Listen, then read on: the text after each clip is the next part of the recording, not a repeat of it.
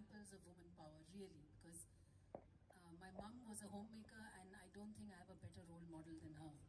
So I really think that homemakers are amazing women. What we're trying to do here today is to just have fun, right? I mean, to celebrate ourselves, because like Ritu told me this morning, nobody thanks us or celebrates us. So let women celebrate ourselves. I'm not sure it's entirely true, Ritu, but for a good joke, it's quite okay. And the second is that, we are all so, snapped inside our own cubby holes. And we think that we are the poor souls who are, carrying this entire burden of the world. But when you look around and see women who have, done it, thrown the gauntlet, said, okay, here I am, take me as I am, it just inspires you and says it's okay. I mean, I'm having a tough time, but there are other women who have done it, been there, moved on. So this is a moment to pause, to introspect, to be inspired, and just be happy that we are who we are. And it's a huge blessing to be born a woman. Let me start out by saying that. You can see all around you, men are wearing the same t-shirt and pants, and look at the women. So, and they're all engineers or they are CAs and financial professionals, and look at us. Somebody's a baker, somebody's a, green thumb entrepreneur. So the variety that we bring is amazing. And not to put down the men, we wouldn't be who we are, it wasn't for them. Because I think they keep egging us on, supporting us, and letting us be who we are. And for that, we have to say a huge thank you to you men. I'll start by just introducing my panelists with a few words about them and request them to say a few words about their journey, because each journey is unique, each journey is inspiring, has had so many turbulent times, but what distinguishes us from those that did not make it is the fact that we hung on. So I'll start from my extreme right. Hema is an education professional.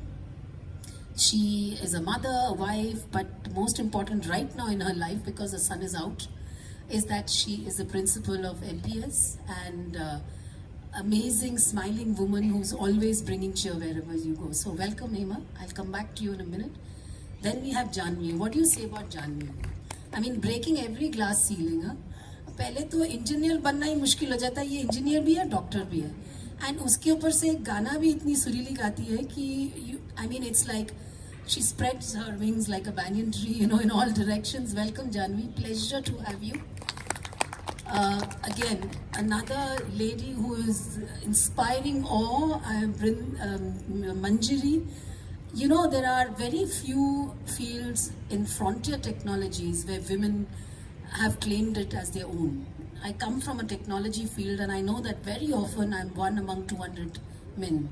But when you are running a startup that looks into AI and oncology, my God, awesome. Welcome. Brinda, she's so unpretentious. And her first instance was, why me? But she's an author of 2 books. She's a blogger, she's a writer, and it's amazing the kind of multifaceted talent she has. So Brinda, welcome. And the last one that I'm introducing is an old new entrant to Purva. I am so happy she lives opposite my house, because suddenly my entire lane has become so bright and chirpy. And Ila, for those who don't know her, she has a green thumb, but she's turned it into a roaring profession. She's the author of a beautiful book of poems, which I got recently introduced, so we should have a reading session by her and Brinda. And she's, of course, a mother, a wife, and all the roles that we do with Ilan. Welcome, Ila. So, I will start by requesting each one of you to say a few words about your journey and try and make it as airy and light as you can. This is a really informal session. Thank you, Anandi. Thank you all of y'all who have organized this. It was amazing to get a call from Anandi. And yes, Brinda, I identify with what she said. It was first like, why me? And then I think I told myself, no, I think it's time we pat our backs and take pride in what we do. So I think taking my journey ahead. I've been a resident of Park Ridge now for almost 14 years from the time we moved in, and all these people that I see around, I think they've been more than friends. They've supported me in this journey. Uh, I belong to a family of teachers, so teaching has come naturally to me, and I have had a group of people in my life who've always supported me in what I've done. So I think I'm here because they've been the wind beneath my wings. And they take me higher. And I'll talk a little in detail once we start the session. So thanks to all of them, I'm here. And yeah, I think we'll just take it on from there. Thank you.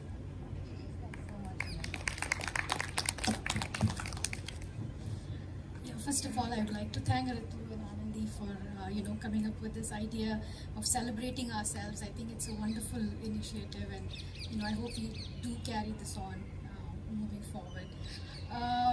Briefly about my journey, so I think I'm a classic example of like a dream of a middle class parent. Like, what do you want to do?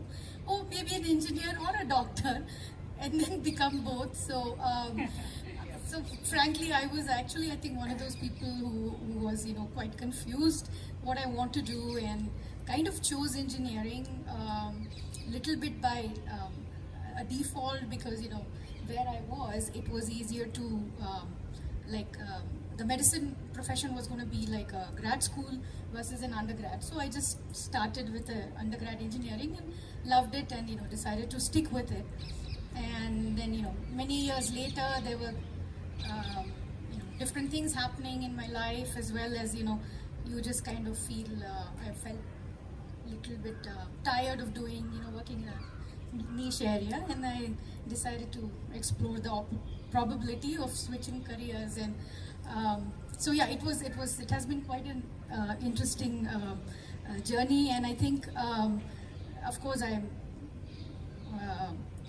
cannot say that any of this would have been possible without the solid support that I got at home and from my friends. So I'm very happy to be here. Thank you, Janvi.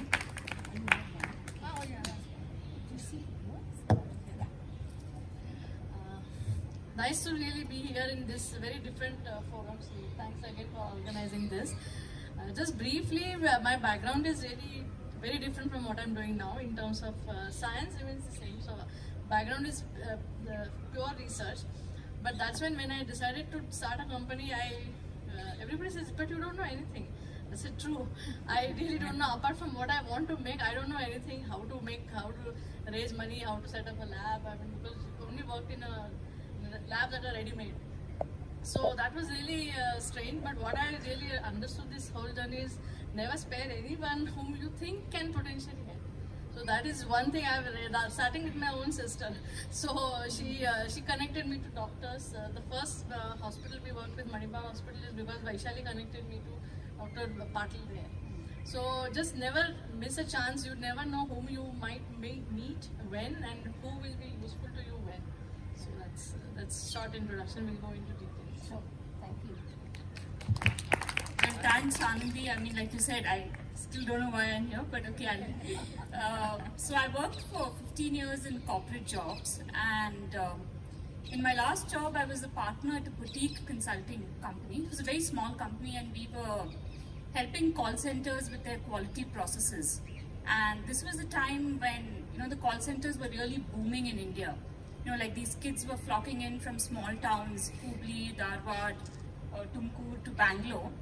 And this was also the time when they had to change their accents, change their names, change their identities. And overnight, this is India, right? So Hari becomes Harry, and no problem, anything is possible. So on the one hand, I had to do this corporate job. We were quality consultants. We had to actually figure out how to enable the transformation.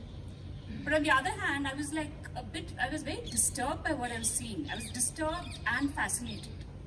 Because some of these kids were, of course, some were faltering. Okay, some couldn't get the accent. Some couldn't withstand the abuse. but there were others who just marvelously transforming in my presence to the extent that I didn't know if I was in the other end of the line, I'd have thought I'm talking to this white kid who's grown up in Boston, and this is actually the son and daughter of some security guard or like some construction worker. Like they were just acting out on the phone. So I was like wondering, I said, what do these kids do when they go home? Do they shed their accent? Do they now act superior to their parents? Like, are they carrying this, like they're getting a very rapid, sort of a module of American culture? Are they carrying this back home? Are they saying, now I need to spend, I don't need to live with my parents? What happens to, so, as a corporate person, there's only so much you can do. So I said, I actually had access to these centers. So I said, I want to do some research, but I want to do it just as an individual, and I don't know what I'm going to do with it. So I actually met like 70 agents across Bangalore because I had access to these call centers in my quality consulting role. And I met them all over the city, in cafes, in their homes. I met with many, many families. Like these were people, electricians working in KEB, people working in BWSSB. Like these are homes you don't normally get into. And I spent many nights on the call floor listening to live calls. So I've heard people getting abused like in ways that you won't believe. Like, I just don't want to talk to a effing Indian. Can you just, I want to put that phone down. I don't want to talk to an effing nigger Indian. So these are kids who are like struggling to get these jobs. Getting this job was like a huge deal for them. So, and then I also witnessed a whole training program, which was like a 2-week training program. And then at the end of this, I had 15 notebooks just filled with material. I just kept writing everything. I didn't know what I was going to do with it. I didn't know whether I was going to turn it into a book. I had no sort of end objective yet. I just said I want to learn what's happening. And then I had these 15 notebooks, and I think by then I'd worked for 15 years, and I said I really have been wanting to do something else. So I said I'm going to take a break and let me see what I can do with this material. And it was a bit scary, but then initially I said let me try and write non-fiction. But what kept coming to me were like these other images, like stuff about what the person might have been thinking about or dreaming. So eventually I turned that material into fiction, and that was my first book. So that was a book of linked stories set in a Bangalore call center, and that took 5 years. It was quite a struggle to turn that material into a book. And since then I've turned to writing full time. So my second book is a mystery thriller set in a gated community, and the research has been way easier for that. So, Are we guinea pigs in that? so yeah, all of you are talking to me at your own peril, but yeah, so that's my second book. And while I'm contemplating a third, I'm also blogging about creativity and books and high achievers across domains. So that's my journey. Thank you so much. Hi, good evening everyone. Anandi, thank you for your kind words, the introduction. Thanks, Ritu. She's given me 3 minutes to give my life's journey. Is that fair? I'll try and make it as crisp as possible. Very confused 20-year-old. I finished my graduation in literature, and us samay there were not many choices, so it had to be followed up with a master's in literature, so which I did enroll for, and came back in a year's time back home because I did not want to become either a professor teaching somewhere or writing something somewhere. So much admonished by my parents at that time, I said, I have not wasted a year. I've saved one for you. So from a 2-year program. Figured out within a couple of weeks what I wanted to do next, and I got into a master's in communication. Followed that up with a lot of chiller media work, street theatre, voicing documentaries for UGC, writing songs for Doordarshan documentaries and stuff like that, corporate brochures and stuff. So that continued for a while on my own, and then I joined a niche advertising agency where I worked for a few years, which was in Delhi at that time. following which around 2 years I really enjoyed the work, but then it got to me that I'm doing my creative work on deadlines and client briefs, or cutting my copy with red pens, and this is not what I want to write about, this is not what I want to do, so I quit that too.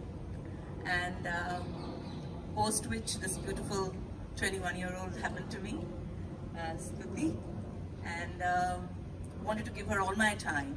So was figuring out what to do, which would spare me a lot of time. And that time, wherever we were living, happened to give a dance performance. I've been learning Kathak since the age of 4, I think. So gave a dance performance and was bombarded with requests to teach Kathak. So I started doing that, and at that time Bangalore did not have major Kathak teachers, so it kind of just got popular very fast. So from one institute to the other, and schools and troops here and there, and as life would have it, met with an accident and was asked to stop dancing. So I was again in doldrums. This time I decided to look inwards. So since childhood I had been making gardens for neighbors and friends since I was 15 years old. So I also recall during college I had done a course in horticulture, landscape design from School of Architecture. So I thought, chalo isko, let's make this a profession, and got into it, and there's been no looking back ever since. Also literature तो छूटता नहीं है, reading छूटती नहीं है, तो side by side कुछ लिख रहे थे, feelings लिख रहे थे, observations लिख रहे थे, and last year had a lot of time on hand in Hyderabad, so put all my writings together and published a book of my personal verses. Hopefully we will do a reading, and so that's where the writing bit has started also. And currently I'm also working on a set of books regarding Indian flora and landscaping, healing through plants and stuff like that. It's a set of 6 books I'm coming out with. So that's what I'm engaged with right now, and also going to getting back into the home feeling at Parkridge. So thank you so much for listening me out. Thank you. Thank you, Ella. I think you managed pretty well in 3 minutes, yeah. So I wasn't wrong. Whenever people talk to me, particularly from Europe, they're very stunned to see a woman in a technology world, and also I'm married with kids, because in Europe and the West, either you have a flourishing career and you've given up your family, or you do this and you are unhappy that you're not able to follow. But then I always have to tell them that I'm not special. India is full of such women. And they always ask me, do you feel that, you are a little marginalized in the field that you are? And if you look around me, all these women are doing things that women don't necessarily have to do. So the question that I have to each one of you, and feel free to answer, did you ever feel at any point in your life that you come from a marginalized side or from an area which is not really welcome and you have to fight your way through? Feel free to take the call, just tell me and we'll hand over the mic to you.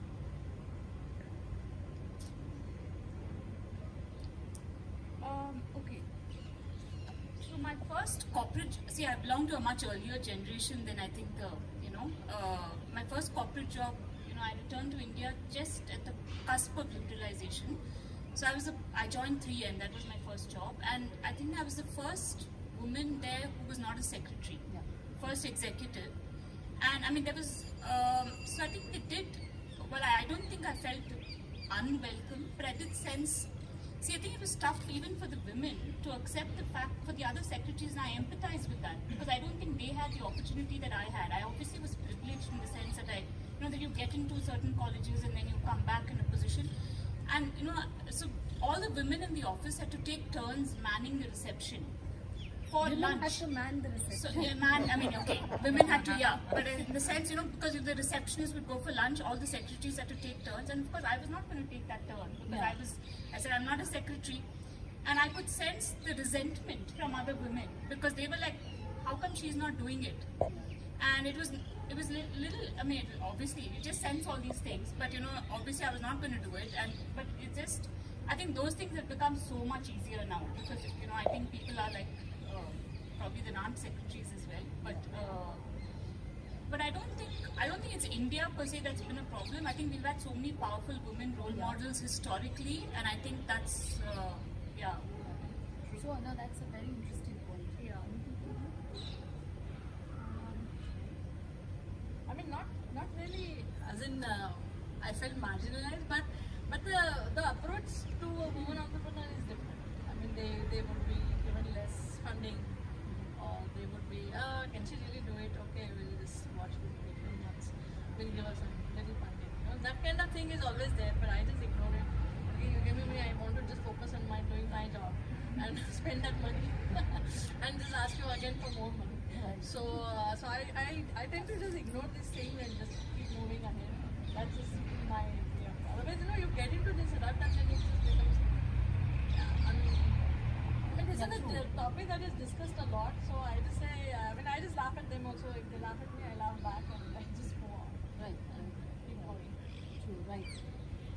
Janvi is anyway in a field where even a man is not there, so I think I have to ask her.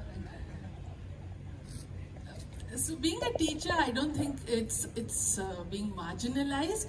I would say there are a few stereotypes that went with it. So while I was growing up, since I told you all I belong to a family of teachers, it was a profession which is meant for ladies. It is a safe profession. Time pe jao, time pe ghar aao, bachon ko dekho. It was that kind of outlook that was given to teachers.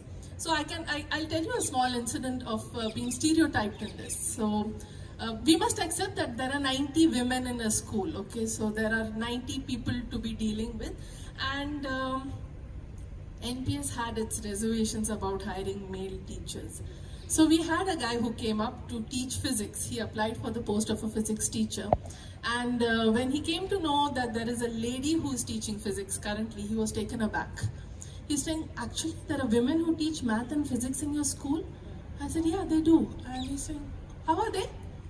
I was like taken aback. I mean, do you really think that women can't teach math and physics? He says, yeah, from the place I come, women can't teach math and physics. They are not mentally wired to teach those subjects. So numericals don't come very easily to them.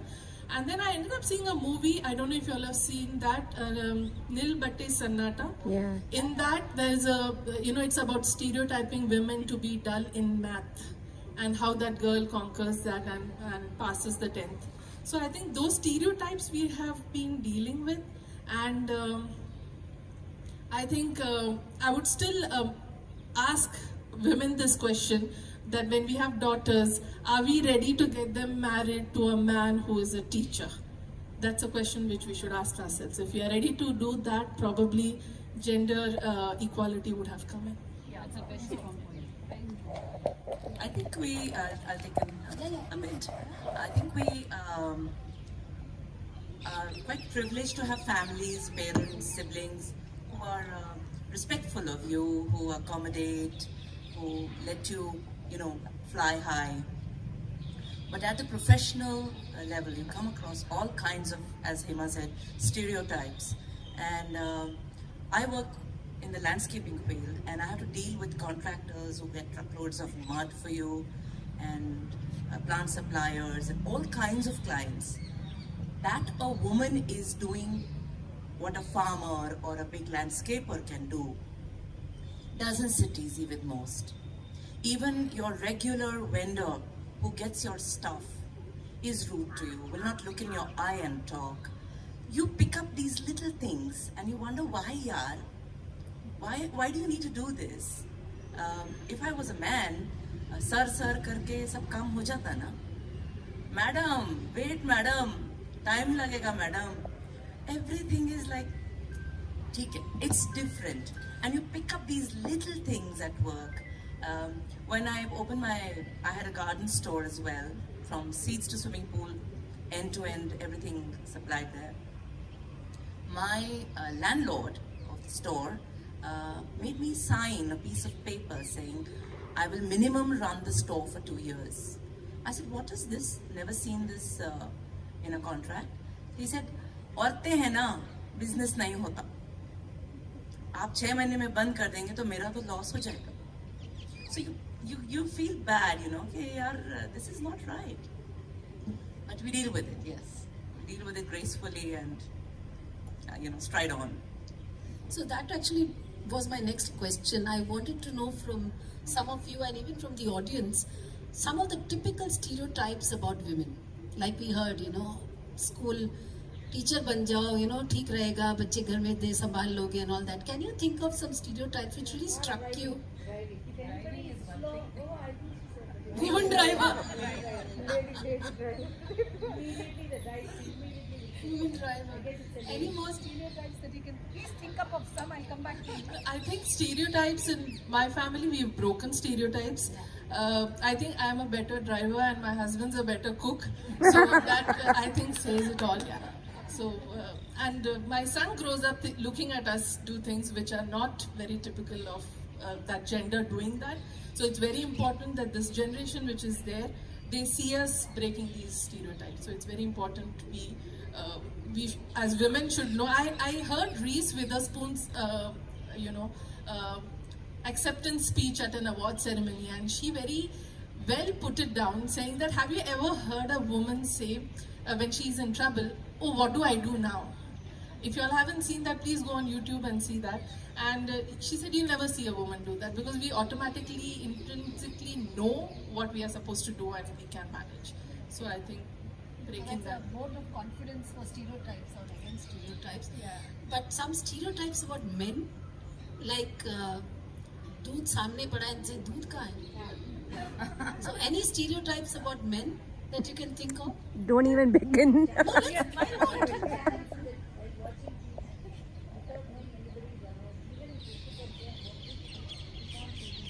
Yeah. Or मेरा socks कहाँ है? I mean, these are any other stereotypes about men that you can think of in professions? Vaishali? I think I'm somewhere lucky to be in the industry which had a lot of women to start with, and Yeah. advertising is one which, it's like 26 years Right. and never came across any conflict or not even a moment where I felt, oh, I'm a woman, Right. So I'm still thinking. So I think that's luck and maybe high coincidence of being in a good environment or Sure. an equal opportunity environment. But Yeah, very few of those, right? Very few of those. yeah. Yeah. So another thing I wanted to ask the ladies here is, can you think of a goofy moment in your life where you were juggling your role as a woman, mother, child, parent, and also your profession? I'll give you one from mine just as an example. This was about 4 or 5 years back when my children were still rather young. And my daughter has this habit of I'm sure parents of daughters would know, Mama, I love you. And she'll want that I love you back. And I was on a late night call with my board. And she comes into my room, I love you. And I'm like, no, say it. And I said, yeah, I love you. And the board was like, excuse me? No, I'm talking to my daughter.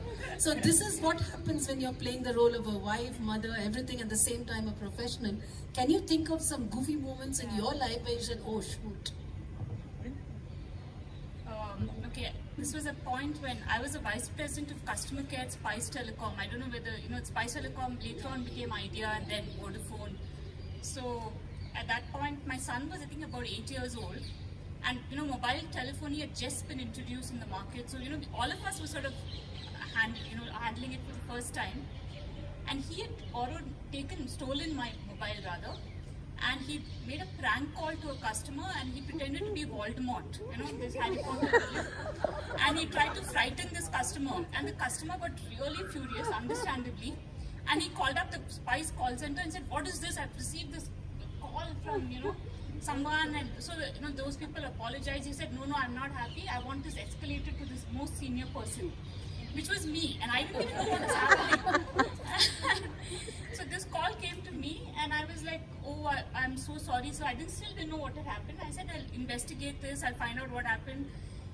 And then, of course, later on, I find out, oh my God, that number was my number. And then I realized, of course, it was my boy. Then I went next day to the office. I had to apologize to all my subordinates, and I said, I'm so sorry. This was my son who did this. And then I had to call up the customer and say, we're redesigning our processes, which meant my mobile will be locked at home. And I said, I'll make sure this doesn't happen again. So, yeah. That's a good story. Any more from anybody? नहीं भाई हम लोग बहुत seriously काम करते हैं moments बहुत नहीं आए नहीं आए. So, are there any questions from the audience that you'd like to ask our dynamic ladies before I move on to another one? Because I'd love this to be interactive rather than us talking to you. I know there are some very so come on. It's for all the women and the men. I don't need the mic. It's fine. You can hear me, right? So I want to know, as today's women, do you see a woman who likes to sit at home, cook, and be domesticated as lesser than the ones who are ambitious and want to be there in the world? Who would like to take that? Short answer is no. But of course, there's never an answer which is short, right? You have to. Basically, I feel that we all fall in this trap of trying to have it all. In fact, just a few months ago, I was back in my parents' house and I found a poster that I had in my room when I was doing my masters. And there were a lot of things, like as a woman, I wouldn't do this. I want this, I want this, I wouldn't. And one of the things that struck me from there was avoid the have it all trap. And I think it's very, very important that we all, pay attention to it. And it doesn't really matter whether it's being professional outside or being at home. You may not call that a profession, but I think it's probably time that we call it a profession as well. And in fact, I think there was some news about it recently as well, right? So I think, I think we should all come to the point, and that's where the freedom is that you want to be at home, you want to do, go outside work, you want to cook, you don't want to cook, you want to sing, dance, do whatever you want. It's your freedom, and nobody should judge you for it. And that to come to that will probably take a little longer. Because but we all get conditioned with the kind of expectations that are there. We think somebody will think lesser of you because you don't want to be, you may look like lazy, that you don't want to work harder and get somewhere. If you're content, you're not good enough. No, so true. I agree with what all everything you're saying, and I think that's what we all have to kind of work hard to get rid of it. And I think I don't know, as throughout history we've always seen it's like women have probably created more problems for women, as much at least, if not more. And I think we should have that sisterhood to kind of be there for each other and not be so judgmental. Also, I think, Suj, coming to your question, there was a time when women's liberation meant that, you're burning all the, symbolism of being a woman and the isms of being a woman. But I think today we are somewhere in the middle path where we are saying that liberalization of women means that they are allowed to make their own choices. And if that choice is that you want to be at home and be who you are, then so be it. But then there's always this question that nags everybody's mind. And I know friends of mine who have done their engineering or have done really masters and research and all. And then they think, am I wasting myself? Because there's so much more that I can give and be. But Then you should want to do it, right? you should want to do it. And secondly, many women I have spoken to, and I'd love to hear from you if it's the same, they say that we did this because we wanted to be home and look after our children and be there and probably learn to cook better and whatever. But at the end of the day, they feel it's a very thankless job. So when you step out and you do something in the corporate world or something else, or you learn pottery or something, you're appreciated for that. But the minute you're a homemaker, somehow, like you said, the external world doesn't see it as something that you've achieved, and they don't. Ultimately, everybody looks for self-esteem, right? So if you feel that you're not appreciated or it's a thankless job, then they But feel you even can't more help yourself. frustrated. Whatever you do, if you're going to accept what somebody else thinks, even if you're a CEO of a company, you're not going to be happy at all. Absolutely. It doesn't matter whether you're a housewife or you've achieved everything. If you don't see yourself as having done But you still need an external stimuli. Yeah, so I think, Sujata, what you're trying to say is there are two words that caught my attention. One is domesticated and one is ambition. So being ambitious has got nothing to do with the work you do. Your self-worth is what matters. So your self-esteem, yeah, like what both of them said, it's what your self-worth is. And as what all of them are telling, we as women have to be sure of what we want. I don't want others or a housewife saying that, no, but I want to be looking after my family. So when somebody tells me that, immediately I think, okay, am I doing something wrong by being out and working? Am I not looking after my family? So I have a self-doubt in myself. Okay, maybe I have neglected my family, and I can actually reiterate what Indra Nui always said, that there is nothing like a work-life balance.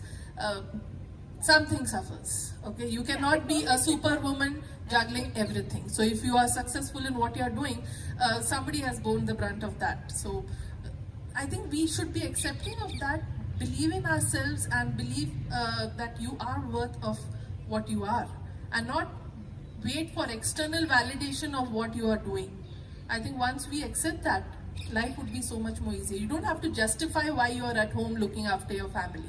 You don't have to do that to was exactly anybody. my question, because a lot of times you end up justifying.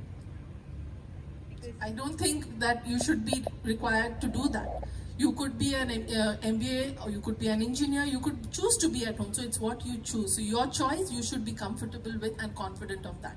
You could be ambitious. So ambition has got nothing to do with a career. As a housewife also, I can be ambitious. So I think that stereotype we will change as women. I just wanted to add to, I think Hema touched upon this earlier, and I think to help this as well, we need to encourage men to break this masculine stereotype. So I think men should be encouraged to not be breadwinners, to also be nurses, to be teachers, not just doctors and lawyers and so on. And I mean, I have friends whose husbands are house husbands and they're homemakers, and and of course it was not easy.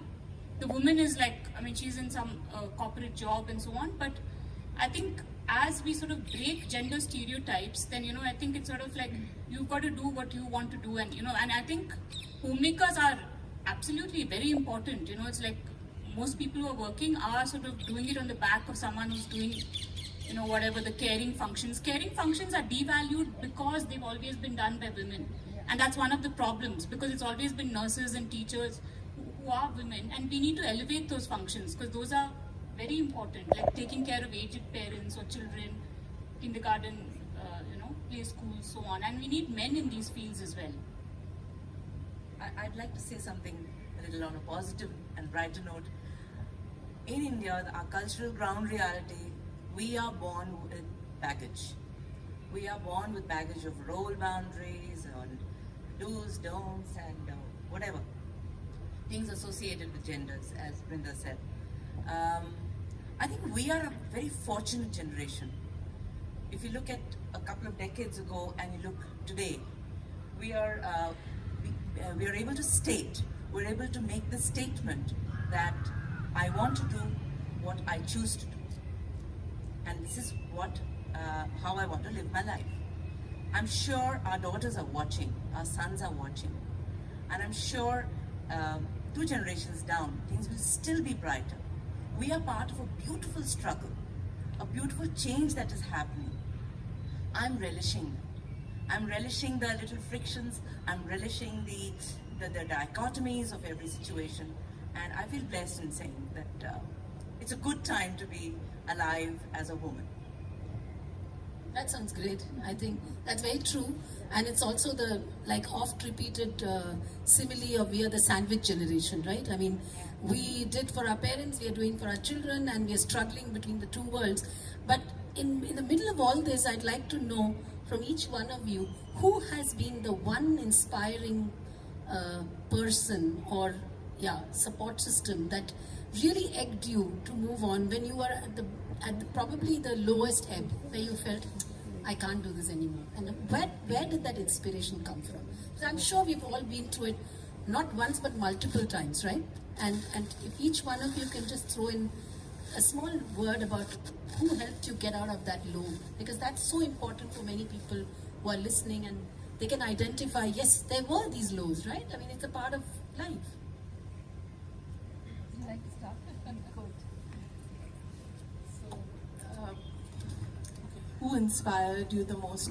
As I said, I belong to a family of teachers, so my role model has been my granny, who was a teacher in her days, and I've seen my grandfather really support her in what she was. She was just, I think, a 5th pass or a 10th pass when she got married to him, and how he egged her to get herself educated and raise the children that they had. Coming to me, I think I was just a graduate when I got married. I had no dreams. I had no, what can I say, a goal or a purpose in life. It was just what is happening, I just flow with what's happening in my life. And I think it won't be wrong to say that where I am today, it's because of him sitting there, my husband. So he has actually supported me in what I've done. Y'all won't believe this. The first resume, I didn't know how to make a resume, I didn't know how to type. He's typed that for me, he's mailed it to NPS, he's told me what to do, he's told me how to write, how to manage my schedule, and got me to learn how to drive. So I think I'm independent because he's allowed me to be independent. And in our school, you know, in NPS, they're very particular. You cannot share things amongst yourself. There is no friend in school.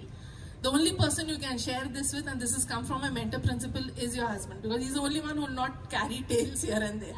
So he has been listening to all my woes. He's taken the brunt of all the deadlines not being met.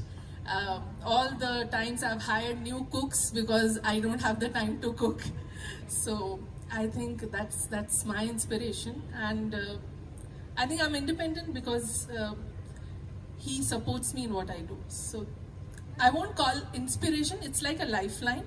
And I always say I have 3 lifelines. One is my dad, one is my husband, and one is my son.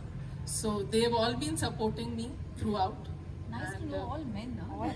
all men. Yeah. So that's how it has been. Thank you. So then he is the head teacher. He is the head teacher. He taught you driving and Taught me everything.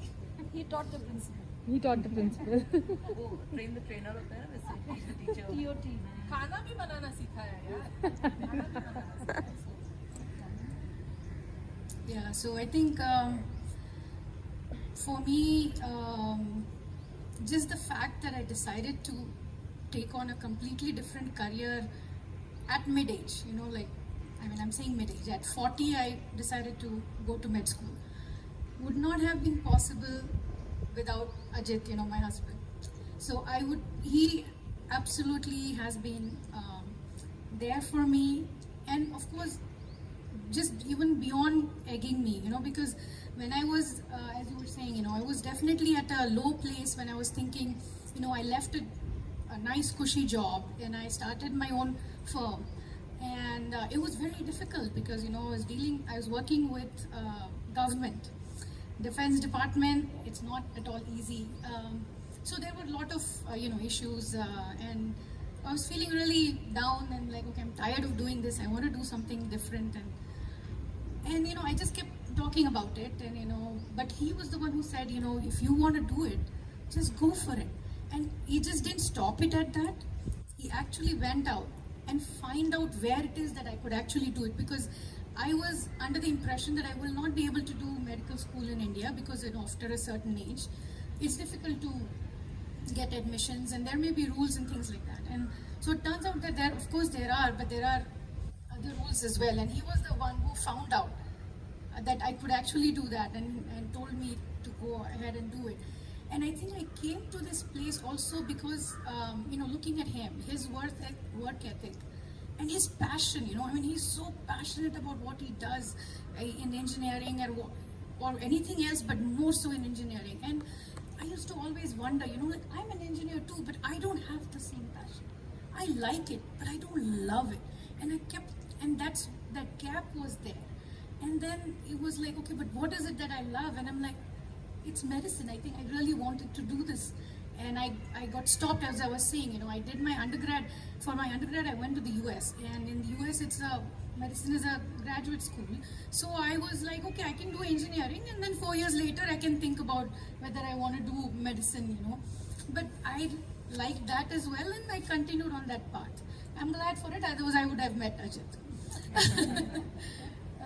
But yeah, no, I mean, so coming back to being inspiration, then, it's that thing, like he told, his life, his work has told me that, you should, whatever it is you do, it's not work, it's your passion. You do it at a point where you're not absolutely doing it to meet your deadlines or, a certain thing. It's because you want to make that difference, want to do it. And that sort of passion I realized I had for medicine, and once I started the journey, it really did come about like that. And I'm very, very happy and thankful for him. I think the Japanese Ikigai, I think I'm getting there. I'm really happy for that. Oh, wow. So, inspiration-wise, I think what happens is growing up, I've seen all my aunts, and many of them are professors in colleges, on my maternal side, my mom's side and my dad's side. So I've seen women work in good positions all the time, and so as routine, I mean, why I got into this is it was really, while doing BSc, by the time I could finish it was done, then MSc, then PhD, then postdoc. So it's just like a never-ending thing. And then finally, when I came back to India and worked at a corporate job, I realized how much I hated it. So I said, this is, you leave your, and Advika was really small then, so you leave everybody behind on the back burner, and then, there's this absolute zero job satisfaction. So I said, this is it. I mean, I want to do this, what I have been thinking so many years. So I still remember telling Vikram, yeah, I'm just going to quit. I said, what? So I said, yeah, I mean, this is something I really dislike, and this is something I really want to do. So I told him, and he was very supportive. He said, yeah, sure. And then now I started the whole, I didn't know how difficult this would be, but definitely there is huge learning, and that is something that keeps you going. There is never a dull moment, because there is always day to day. After 10 years also, I'm still learning so many new things. And yes, there are many moments where you feel bad, but at the same time, when you wear so many hats, there are always points where there is something really, something very nice happening. Some hospital may accept us, some new customer may be acquired, but some guys will just trash you for your, no, we can't do this study, and somebody won't even listen to you. I mean, sometimes I feel, are you listening to me? You don't even, someone will say, yeah, you come back next time with some man, then we'll sign the contract. So I said, there is no next time and there won't be a man, so let's just do it now. So I've gone through all of these phases, and just keep moving, and I just don't bother about it. So. More power to you, Ajit. More power to you. Yeah, I guess the family for sure. I mean, it's always, Shekhar, yes, Shekhar, and all of them have named their husbands. I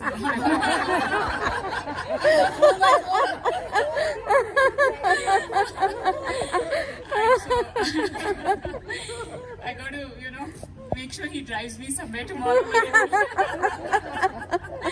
But also as well, my mother and mother-in-law, my mother-in-law has passed away a few years ago, but when when I was working in these corporate jobs, they would take turns taking care of the kids, and and my mother-in-law had never studied beyond, I think, the 10th grade, though she was very intelligent. But in those days, you just got married off early, and I think there was no question about you needing to work or coming back late. There were no judgments passed about you're coming back at 9:30, and I've been taking care of your bratty little boy till like 9:30, 10. So I think that was definitely helpful, and that's something that struck me when I did the call center research as well. The extent to which Indian families support jobs, and both men and women. Like these call center kids would be returning home at like 2 a.m. and 3 a.m. and a lot of the mothers and fathers would stay up.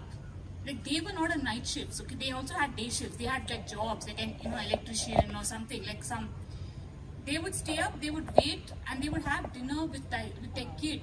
And I said, "You're up at 2 a.m., 3 a.m." They said, "Yeah, how can we let my kid eat alone? I have to, I have to help him eat." So they were all on night shifts and day shifts because they had day jobs.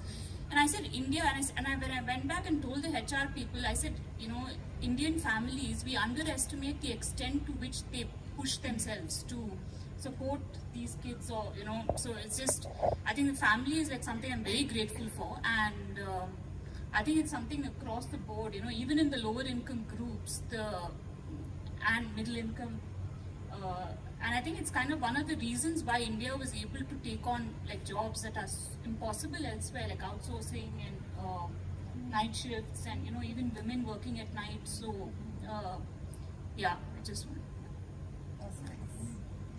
Okay, thank you. I think I'll make it a two-pronged thing. One is inspiration that gives you ideas and propels you, and to put it into action, I think it's the support that's needed. So inspiration has been my Nani ji. She was a freedom fighter. My mother was born in jail because she was in with Sarojini Naidu in jail at that time. Post-independence, she started a university near Lucknow, and the first all-women's degree college. She was an educationist, academician, social worker. She was a wonder woman for me. And since childhood, as it would be in those days, vacations were at grandparents' houses. So 2 months in summer and 1 month in winter, I would spend with her. And she was a magician in the gardens. She could tell you the name of every weed, plant, grass, tree.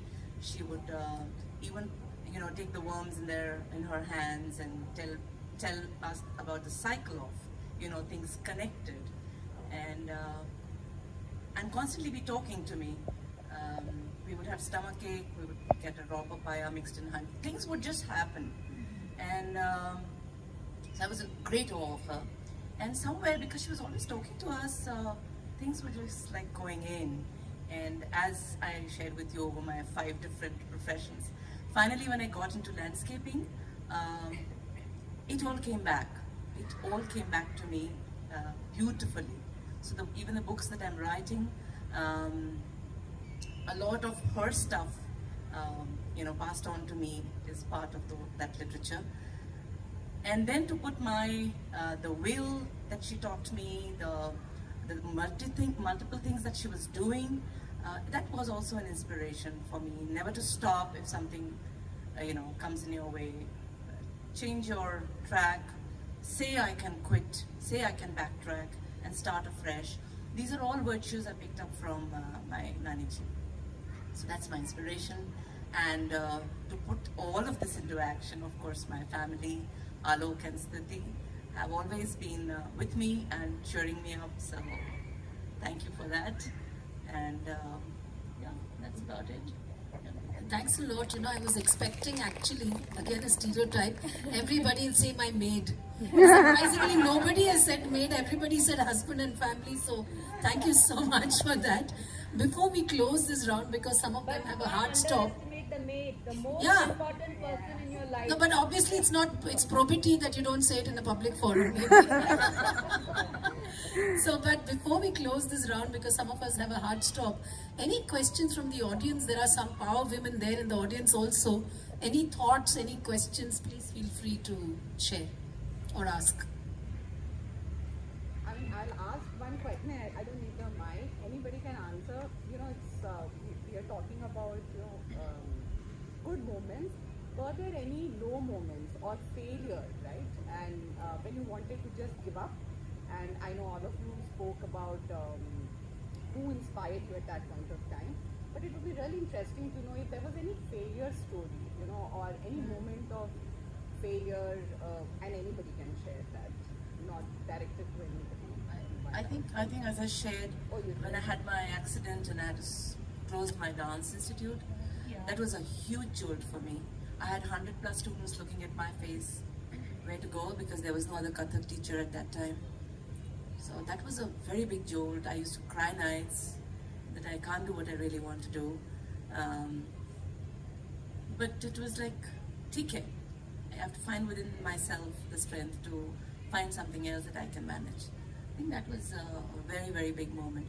It wasn't a failure. It was circumstantial, hard stop to something that you were doing. And that hurt. Ouch. I like to share another side that I had always thought when I have children, because I married late, that I will give a break to my career. And just when my son was a year old, my husband decided to start his new venture. And I had given my resignation and said, I'm going to be home for the next 6 years. And I had to jump in. I mean, literally, today I give my resignation and tomorrow he comes back and says, no, actually, I'm going to do a startup. So I think one of us should be in a proper job. So I cried through the first 2 years of getting back to work because I really didn't want to leave my children home and get to work. But yeah, so that's the other side. Sometimes you may not want to get to work, but you have to. Such is life. And say failure is in terms of when I joined for my PhD here at the Indian Institute of Science, Bangalore. Each of us, they select about 20 students out of however many they interview, and they give us a guide. We give preferences, and then they choose one of them. So I got actually none of my preferences. So then I just never mind. You do PhD anyway in some lab or the other. So I joined that person's lab and worked on multiple projects for 2 years, and not one succeeded. Every one of them I would repeat the experiment 3 times, 5 times, and in the end no results. Finally at the end of 2 years, I mean all this while I've been giving the person updates about. Finally I went up to the prof and said, look, this is not working. So I can't be finishing PhD in this lab. I need to. So he will, while the person was very supportive, he said, yeah, I understand, all of you when you join, you don't know much which lab will succeed and all. But what do you want to do? So I said, yeah, I want to change. And I know I've looked up everybody's work, and there's only one other lady I like her work, so I want to join that lab. So then he says, yeah, but all your batchmates will be ahead of you, this, that. I said, in 2 years here and there, at the end of so many years, it doesn't matter. So I joined, but he told me there is a risk in joining a lab, another lab at this. What makes you sure you will succeed there? So I said, yes, there is a risk in crossing the street today. I mean, so there is a risk in anything you choose, but that was a complete failure in my opinion. At that point, that, oh my God, I have no lab and nothing is going on. But I just changed the lab and I finished with others in my batch. So you just have to focus on the new task and keep moving. And take that tough decision sometimes, right? Yeah, that was another. Everybody told me, why are you leaving IISc? I said, I'm not leaving IISc, I'm only leaving this department because nothing is working. What's the point of sticking on? Just move on. Thank you for the question. Any thoughts to share or questions to ask?